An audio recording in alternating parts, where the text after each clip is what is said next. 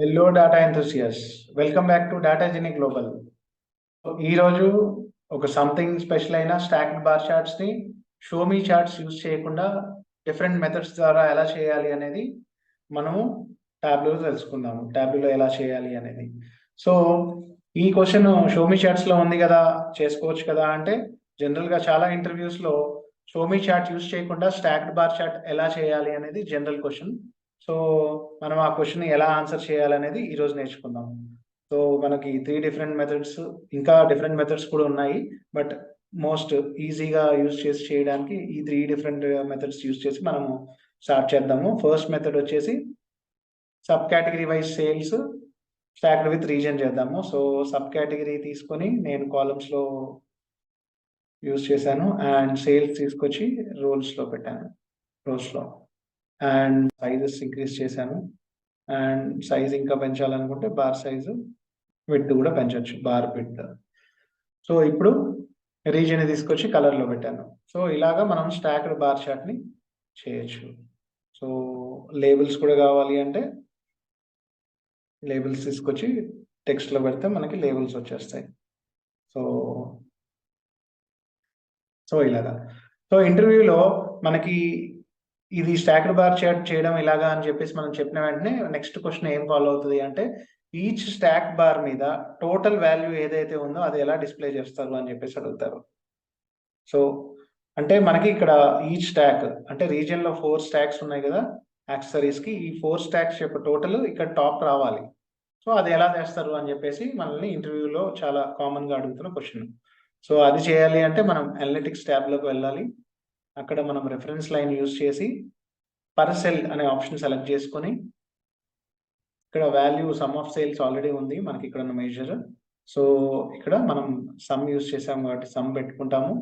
And లేబుల్లోకి వెళ్ళి value అనేది use చేసుకొని మనం ఓకే క్లిక్ చేస్తే మనకి స్టాక్డ్ బార్ చార్ట్ టోటల్స్ అన్ని కూడా ఈచ్ బార్ మీద డిస్ప్లే అవుతాయి. సో ఇలాగా మనము stacked bar charts reference lines use చేసి కూడా టోటల్స్ తీసుకురావచ్చు. సో ఇలాగా మనకి స్టాక్డ్ బార్ చార్ట్ కావాలి అంటే మినిమం అట్లీస్ట్ దీని మీద హోవర్ చేస్తే at least 1 or more dimensions and 1 or more measure అనేది ఉండాలి. అంటే ఏంటి, మనకి విజువలైజేషన్లో అట్లీస్ట్ 1 డైమెన్షన్ అట్లీస్ట్ 1 మెజర్ అనేది ఉంటేనే మనము అట్లీస్ట్ 1 ఉంటేనే మనం మెజర్స్ చేయగలుగుతాము stacked bar chart. So next మనము యూజింగ్ మెజర్స్ ఎలా చేయాలో చూద్దాం. సో మెజర్స్తో చేస్తున్నాం కాబట్టి ఫస్ట్ సేల్స్ని తీసుకొచ్చాను రోస్లోకి అండ్ రీజన్ని తీసుకొచ్చి కలర్లో పెట్టాను. సో ఏమైంది, ఈ సేల్ వాల్యూ అనేది స్టాక్డ్ బార్ చార్ట్ లాగా వచ్చింది. ఇది ఈవెన్ దో ఒక సింగిల్ బార్ అయినప్పటికీ కూడా రీజన్ సింగిల్ యాక్సెస్ ఉండడం వల్ల, ఒకటే బార్ ఉండడం వల్ల ఇది స్టాక్ అయింది. సో ఇలాగా మనము ఓన్లీ మెజర్స్ని యూజ్ చేసి కూడా మనం స్టాక్ చేయొచ్చు. సో ఇంకొక మెజర్ని కూడా తీసుకుందాము. సో 2 మెజర్స్ని అంటే 2 ఇండివిజువల్ యాక్సెస్ని తీసుకొని మనము స్టాక్డ్ బార్ చార్ట్స్ చేద్దాం. సో ఇప్పుడు 2 మార్క్స్ కార్డ్స్ వచ్చినాయి. సో సేల్స్ లేబుల్ తీసుకొచ్చి సేల్స్లో డ్రాగ్ చేద్దాం అండ్ ప్రాఫిట్ లేబుల్ ప్రాఫిట్లో. ఇలాగా మనము డిఫరెంట్ మెజర్స్ అండ్ 1 డైమెన్షన్ తీసుకొని కూడా మనం స్టాక్డ్ బార్ చార్ట్ చేయొచ్చు. సో అలాగే నెక్స్ట్ మనకున్న థర్డ్ మెథడ్ ఏంటి అంటే, measure names measure values use చేసి మనము స్టాక్డ్ బార్ చార్ట్ ఎలా చేయాలనేది చూద్దాం ఒకసారి. సో ఫస్ట్ మెజర్ వాల్యూస్ తీసుకుందాం అండ్ మెజర్ నేమ్స్ తీసుకుందాం. సో మనకి బార్ చార్ట్స్ అయితే వచ్చేసాయి. సో ఫిట్ పెడుతున్నాను సో దట్ సైజ్ అప్ అవుతుంది విడ్త్లో. అండ్ ఈసారి సెగ్మెంట్ తీసుకుందాం, సెగ్మెంట్ తీసుకొని కలర్లో పెడదాం. సో ఇలాగా మనకి స్టాక్ బార్ చార్ట్ వచ్చేస్తుంది.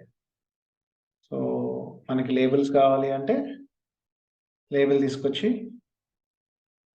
కంట్రోల్ ప్రెస్ చేసి లేబుల్ని తీసుకొచ్చి ఇక్కడ డ్రాగ్ చేయొచ్చు, ఆర్ఎల్స్ డైరెక్ట్గా మెజర్ వాల్యూస్ని లేబుల్లో పెట్టినా కానీ మనకి లేబుల్స్ వచ్చేస్తాయి.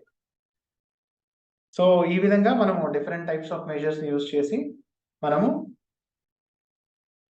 స్టాక్డ్ బార్ చార్ట్స్ మనము without show me chart use చేసి చేయొచ్చు.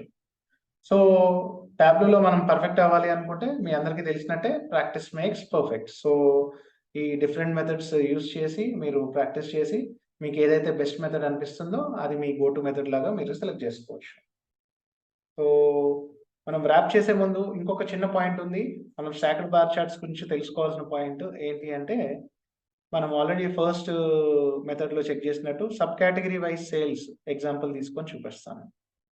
సో సబ్ కేటగరీ వైస్ సేల్స్‌లో మనము రీజియన్ తీసుకున్నాము ఫస్ట్ ఎగ్జాంపుల్‌లో. సో మనకి స్టాక్ బార్ చార్ట్ వచ్చేసింది.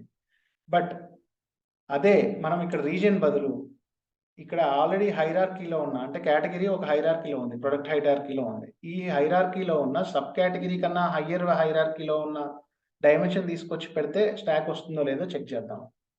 సో ఇలా చేస్తే మనకి స్టాక్ రావట్లేదు. ఎందుకు అంటే సబ్ కేటగిరీ కన్నా కేటగిరీ హయ్యర్ లెవెల్ ఆఫ్ హైరార్కీలో ఉంది కాబట్టి.